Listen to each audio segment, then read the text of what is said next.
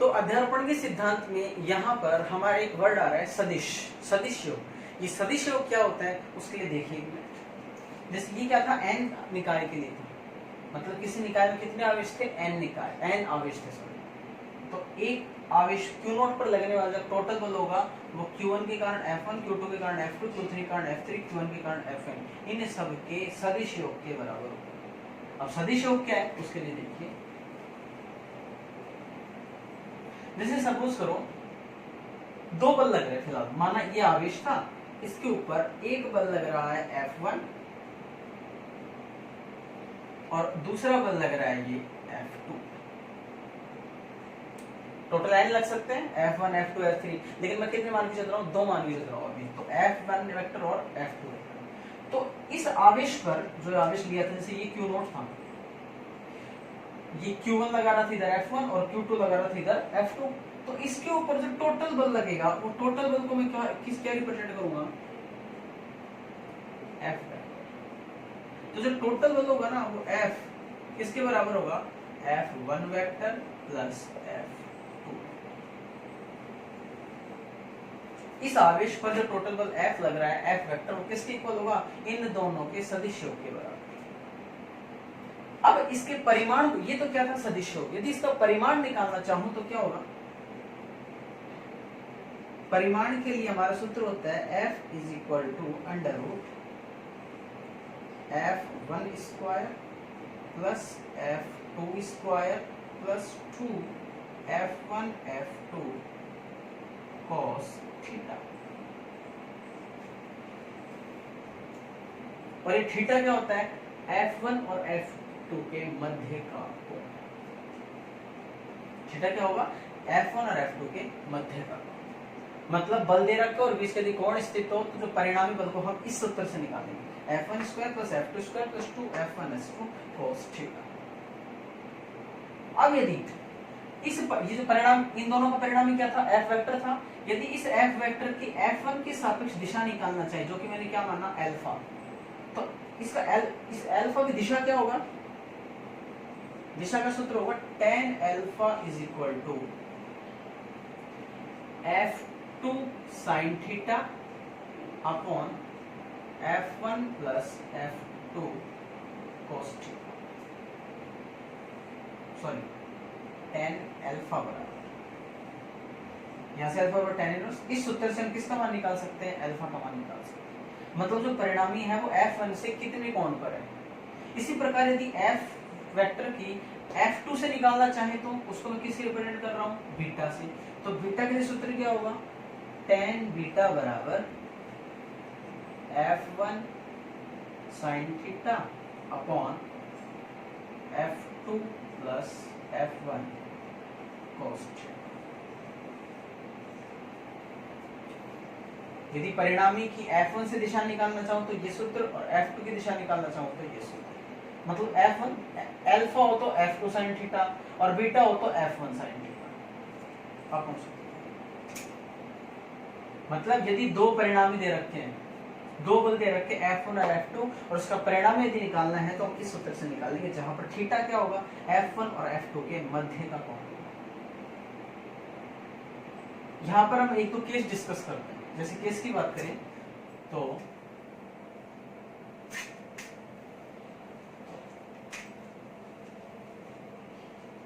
सूत्र क्या था आपका, सूत्र था F vector is equal to F1 vector plus F2 vector. और यदि परिणामी निकालना चाहे तो परिणामी के लिए क्या सूत्र आया था, F is equal to F1 square plus F2 square plus 2 F1 F2 cos theta. ठीक है, ये था परिणामी का सूत्र। अब मैं दो तीन स्थिति की डिस्कस करते हैं। केस फर्स्ट, जैसे पहला केस लेते हैं कि यदि थीटा बराबर कितना हो, 0 डिग्री, मतलब F1 और F2 के मध्य कितने डिग्री का कोण हो, 0 डिग्री का मतलब है। मतलब क्या होगा, जैसे सपोज करो F1 भी इस दिशा में लग रहा है और F2 भी इसी दिशा में लग रहा है, तो ऑब्वियसली F1 और F2 के बीच में क्या कोई कोण होगा? नहीं होगा ना, क्योंकि जैसे F1 भी इधर है और F2 भी इधर है। भाई थीटा तो यही होता है ना बीच का कोण, ये होता है थीटा। तो लेकिन आज दोनों एक तरफ ही हैं, तो ऑब्वियसली इन दोनों के बीच का कोण कितना है? 0 डिग्री है। तो उस स्थिति में इन दोनों का परिणामी क्या होगा? परिणामी का सूत्र क्या है? क्या होगा सूत्र? यह सूत्र F is equal to under root F1 square F2 square 2F1 F2 और cos थीटा होता है ना, थीटा का मान कितना है? 0। cos 0 का मान कितना होता है? 1। तो क्या बचा? F vector is equal to F1 square plus F2 square plus 2F1 F2। ये सूत्र बन रहा है F1 square plus F2 square plus 2F1 F2 a plus b का whole square a square plus b square plus 2ab। तो इसका सूत्र क्या बनेगा? F1 प्लस F2 का होल स्क्वायर से अंडर रूट क्या हो जाएगा? कैंसिल। तो भैया F इज इक्वल टू क्या आएगा? F1 plus F2। ये टोटल।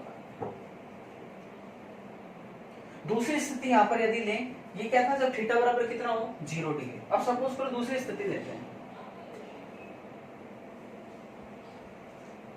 Case second. और सेकंड केस क्या है? यदि थीटा बराबर 90 डिग्री हो। थीटा बराबर कितना हो? 90 डिग्री। मतलब क्या होगा? F1 इधर लग रहा है और F2 इधर लग रहा है। Sorry,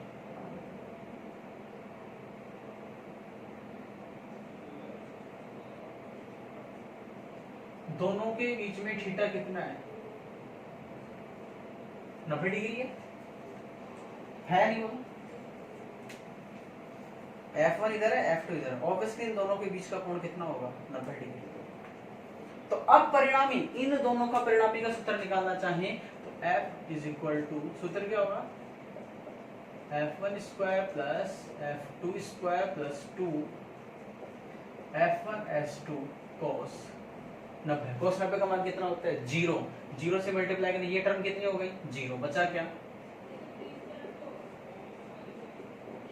F1 square F2 square. ये परिणाम।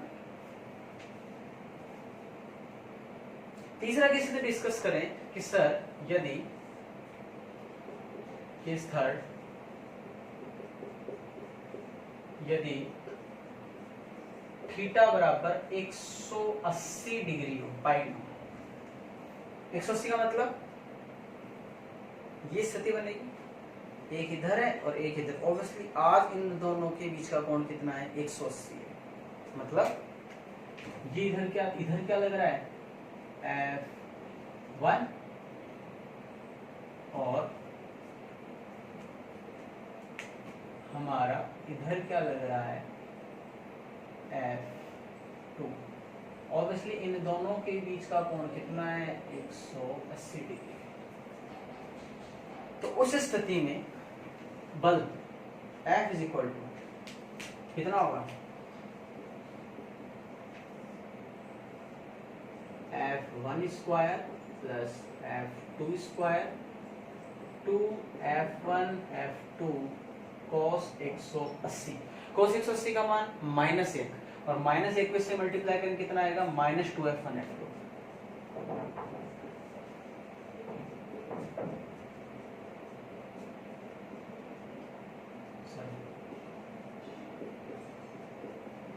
ये a माइनस बी का होल स्क्वायर सूत्र बन रहा है, स्क्वायर से under root cancel. F is equal to क्या हो जाएगा? F1 minus F2। ये किस तरह परिणामी बल ये होगा। और परिणामी की दिशा निकालना, दिशा के लिए आपको सूत्र लगाने की जरूरत नहीं, हम सिंपल अपने हिसाब से लगा सकते। जैसे सपोज करो फर्स्ट केस में ये भी इधर लग रहा था, ये भी इधर लग रहा था। जैसे हम रस्सी की मान से चलते हैं, एक रस्सी है और दोनों आदमी इधर खींच रहे, एक पहला भी इधर खींच रहे, दूसरा भी इधर खींच रहे, तो ऑब्वियसली रस्सी किस तरफ जाएगी? इस तरफ जाएगी। मतलब परिणामी दिशा क्या होगी? इसी तरफ होगी।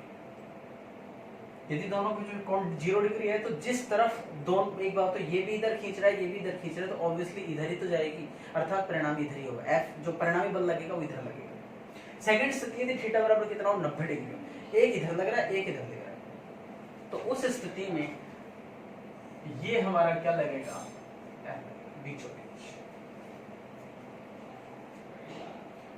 थर्ड, एक इधर लग रहा है एक इधर, मतलब एक जना रस्सी को इधर खींच रहा है, एक जना रस्सी को इधर खींच रहा है।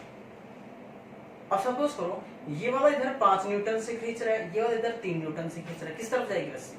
रस्सी ऑब्वियसली इस तरफ जाएगी, क्योंकि 5 वाला जाता है, मतलब बड़े बल की तरफ। बल का मान जिस तरफ अधिक होगा, परिणामी बल उसी दिशा में लगेगा। हाँ, यदि 3 इधर खींच ले 3 इधर खींच लो, ऑब्वियसली परिणामी बल कितना हो गया, 0 हो गया। अच्छा सूत्र में रख के देख लो, सूत्र फाइनल सूत्र कितना आ रहा है सेकंड केस में। थर्ड केस में थीटा बराबर एक इधर खींच रहा है एक इधर, ये भी 3 से खींच रहा है ये भी 3 से खींच रहा है, 3 - 3 कितना हो गया, 0 हो गया। परिणाम बल 0, कोई बल नहीं लगेगा। और बात भी सही है, एक 3 न्यूटन से इधर खींच रहे हैं 3 न्यूटन से इधर खींच रहे हैं, क्या इस रस्सी की स्थिति में कोई परिवर्तन आएगा? नहीं आएगा, कोई बल नहीं लगेगा। ठीक है, समान दिशा में लग रहे हैं ऑब्वियसली, इधर विपरीत दिशा में लग रहे हैं, जिस तरफ बड़ा बल होगा उस तरफ। और यदि दोनों के बीच में कोई कोण है उस स्थिति में मध्य की स्थिति में। तो ये था हमारा अध्यारोपण के सिद्धांत से रिलेटेड। चाहे तो हम बल की दिशा, जो हमारा सूत्र है tan अल्फा बराबर F2 sin theta upon F1 plus F2 cos theta, इस सूत्र से निकाल सकते हैं। जैसे मैं इसकी निकाल के दिखाता हूं। अभी मैंने इसके लिए क्या कहा, F1 इधर हो F2 इधर है, तो मैंने क्या कहा, F भी इधर लगेगा, मतलब परिणामी बल की दिशा कितनी आनी चाहिए, 0 आनी चाहिए। भाई ये भी इधर है ये भी इधर है, ये तो आपस में कोई कोण थोड़ी है, कोण बीच में कितना है, 0 है। सूत्र से निकाल के देखते हैं एक मिनट। जैसे क्या था सूत्र, क्या था, मतलब परिणामी की दिशा भी मैं कहां कर रहा हूं, इधर ही कर रहा हूं, F। तो मैं F की निकालना चाहता हूं, tan अल्फा बराबर, सूत्र क्या था, F2 sin थीटा, थीटा का मान तो 0 है, F1 plus F2 cos 0, sin 0 का मान 0, 0 से मल्टीप्लाई टोटल 0 हो गया, मतलब tan अल्फा बराबर 0 और अल्फा बराबर 0 आ गया 0। तो जिस तरफ बड़ा बल होगा उसी तरफ लगेगा। इस स्थिति में दोनों एक ही दिशा में लग रहे, तो ऑब्वियसली परिणामी बल के भी इधर ही दिशा में। हाँ, यदि बीच में कोई कोण है तो उस स्थिति में ये होगा। जैसे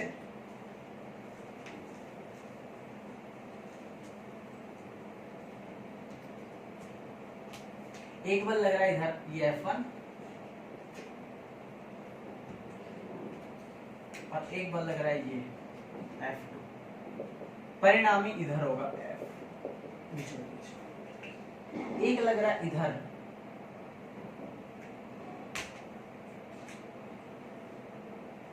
F1, एक लग रहा है इधर F2, बिल्कुल परिणामी बीचों बीच इधर होगा F। इस स्थिति में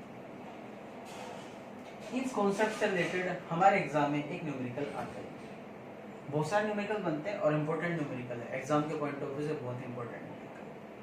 वही न्यूमेरिकल हम अगले पार्ट में देखेंगे। Thank you.